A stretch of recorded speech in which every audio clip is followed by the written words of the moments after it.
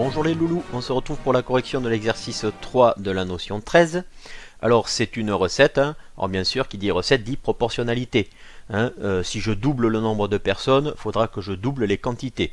Donc ici dans la première question, on nous demande, alors je mettrai les réponses ici après, on nous demande quelle quantité de farine est nécessaire pour 12 personnes. Or, rien ne nous empêche de nous aider d'un tableau de proportionnalité. Voilà.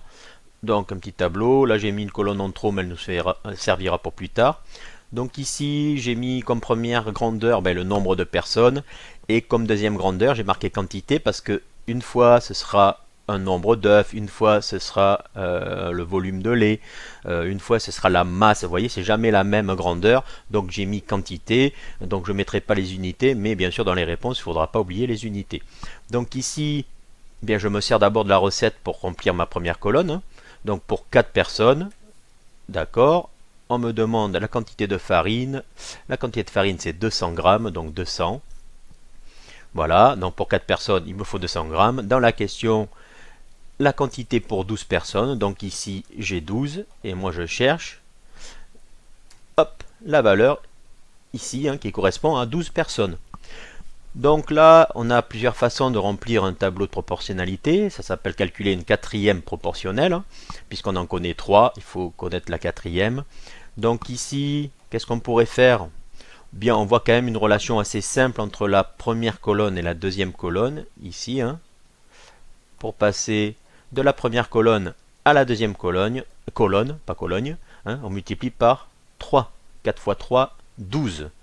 Donc là, on utilise la multiplication horizontale. Et donc pour passer de 200 au point d'interrogation, je multiplie également par 3. Donc à ce moment-là, j'ai mon point d'interrogation qui est égal à 200 fois 3. D'accord? Donc ici, ce qui fait 600. Donc pour 12 personnes, il faudra 600 grammes de farine. Alors c'est très bien, il faut répondre, je vous le dis, pour gagner du temps dans les vidéos, je ne vais pas le faire, mais vous savez qu'il faut répondre à une phrase, donc là, ce serait la phrase parfaite. Pour 12 personnes, il faut 600 grammes de farine. Donc là, moi je marque juste ici les réponses, puisqu'après je vais effacer là-bas, donc là je n'oublie pas de marquer l'unité, il faut 600 grammes. D'accord? Donc ensuite, on va effacer. Hop. Voilà.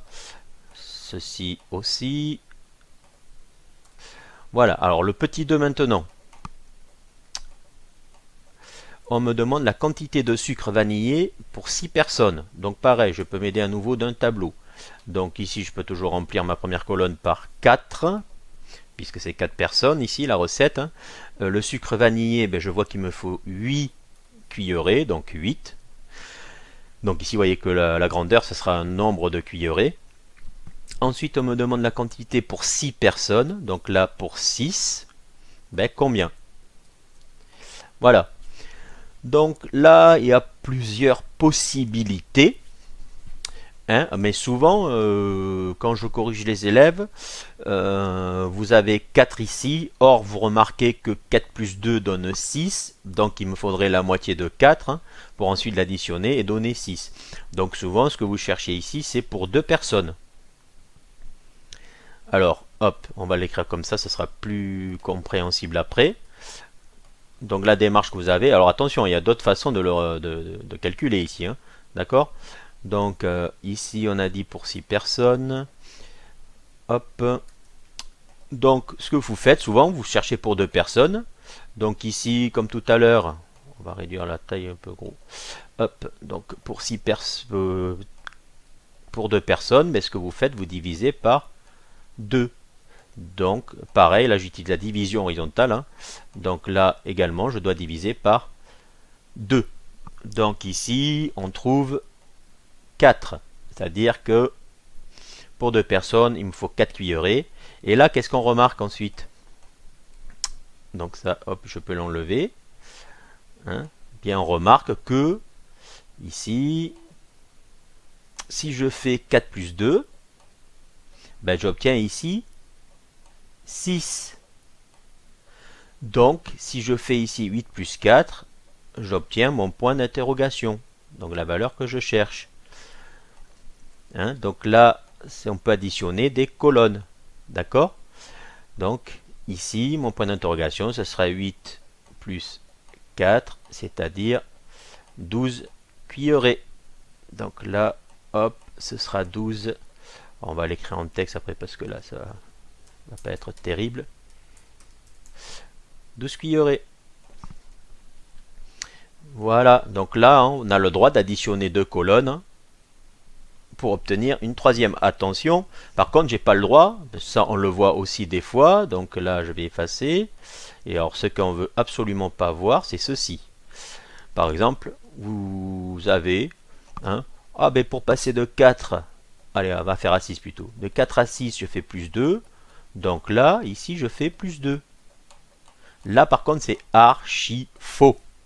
J'ai le droit d'additionner deux colonnes, mais pas d'additionner un nombre à une colonne. Donc ça, faites attention. Hein. D'accord, donc maintenant, hop, ça, on va l'effacer aussi. Hop, ça aussi. La question 3. La question 3 nous demande la quantité de sucre pour 3 personnes. Donc ici, j'ai toujours mon tableau. J'ai 4 personnes. Combien me faut-il de sucre ici pour 4 personnes? On cherche, donc le sucre c'est 60 grammes, donc 60. Et là, maintenant, on me dit pour 3 personnes ici. Hop. Pour 3 personnes, mais combien? Alors, là, est-ce qu'on trouve une relation facile pour passer de 4 à 3? Non, c'est vraiment pas évident. Donc, ce qu'on peut faire, c'est se servir du coefficient de proportionnalité. C'est-à-dire ici, par combien je vais multiplier ma première ligne pour obtenir ma deuxième ligne. Donc pour ça, pour trouver votre coefficient de proportionnalité, ben on fait le quotient de 60 par 4. Hein, je multiplie ma deuxième ligne par ma première ligne. Donc ici, ça va dire 60 divisé par 4, un peu de calcul mental, ça fait 15. Donc ici, je multiplie par, du coup, hop, pourquoi il ne veut pas gommer, par 15. D'accord? Et qu'est-ce que c'est que le coefficient de proportionnalité? Ben, c'est tout simplement le passage à l'unité. Hein, je vais vous le marquer ici, par exemple, 15, ça veut dire qu'il faut 15 grammes pour une personne.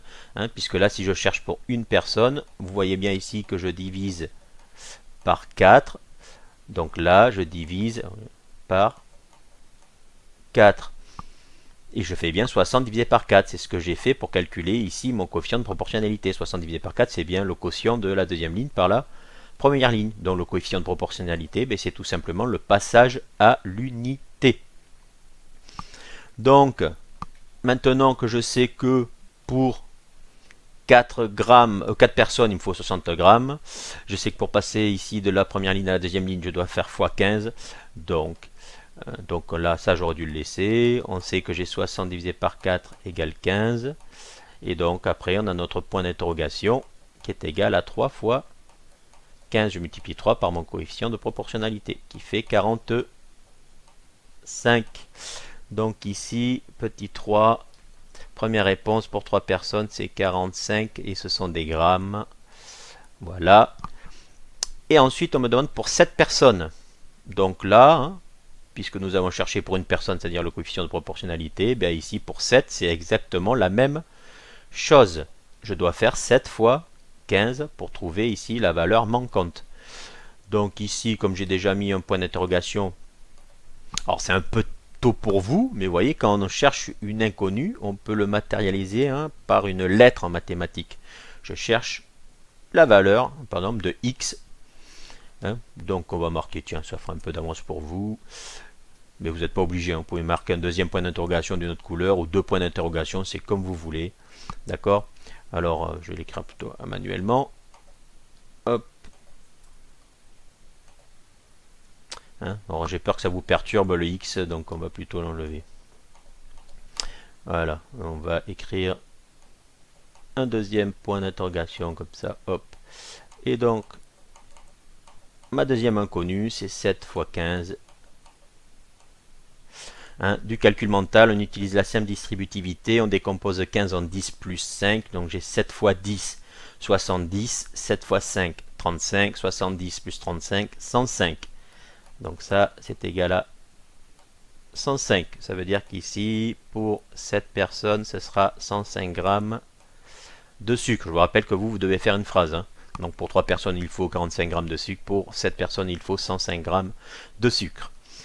Ensuite, hop, on va faire comme ça ira plus vite. Je ne sais pas pourquoi je n'ai pas fait ça avant. La quatrième question. Quelle quantité de lait est nécessaire pour 2 personnes? Donc pareil, je peux m'aider d'un petit tableau. Donc je sais que si je lis ma recette pour 4 personnes, qu'est-ce qu'il me faut? Un demi-litre de lait.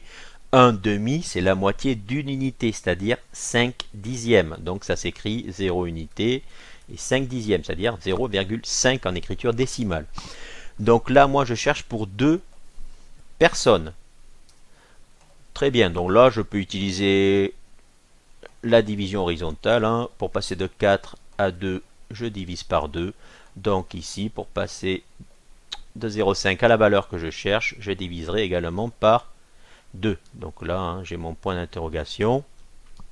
D'accord? Donc ça veut dire que mon point d'interrogation, c'est 0,5 divisé par 2. Alors là, attention, parce qu'on voit souvent des erreurs. Alors certains le connaissent par cœur, c'est très bien, hein, même réfléchissent très bien avec les fractions. La moitié d'un demi, c'est un quart, donc c'est parfait. Là, moi je vous conseille de dire que 0,5 c'est 5 dixièmes, c'est-à-dire 50 centièmes. 50 centièmes, si je les divise par 2, ça fait 25 centièmes. Donc 25 centièmes, ça s'écrit comme ceci, 0 unité, 25 centièmes. D'accord? Là on peut rajouter un 0 inutile. Hein. Donc ça fait bien un quart aussi, si vous voulez le marquer en fraction. Ceux qui me répondent un quart, c'est parfait. Hein. Il faut un quart de litre. Hein, puisque 0,25 c'est égal à un quart, c'est une relation qu'il faut connaître, hein. C'est des automatismes en mathématiques.